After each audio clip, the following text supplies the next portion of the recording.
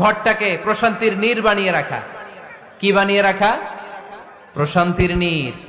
স্ত্রী হওয়া উচিত এমন যাকে দেখলে স্বামীর চোখ জুড়ায়, স্বামীর প্রাণ জুড়িয়ে যায়, স্বামীর হৃদয়টা ঠান্ডা হয়ে যায়, ঠিক কিনা?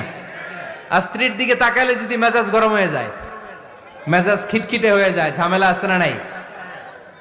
ঝামেলা আছে। এজন্য মেহেরবানি করে আমাদের বোনরা যারা, এমন কোনো কাজ করবেন না যেটা স্বামীর মেজাজকে খিটখিটে করে দেয়। কারণ আল্লাহ তাআলা আপনাদেরকে তৈরি করেছে লিতাসকুনু ইলাইহা, স্বামী আপনার কাছে গেলেই যেন তার হৃদয়টা প্রশান্ত হয়ে যায়, ঠিক কিনা? অনেক স্ত্রী আছে না জেনে না বুঝে স্বামীর সাথে এমন খিটখিটে মেজাজ দেখায় যেটা স্বামীর জন্য মেনে নেওয়া কষ্টকর।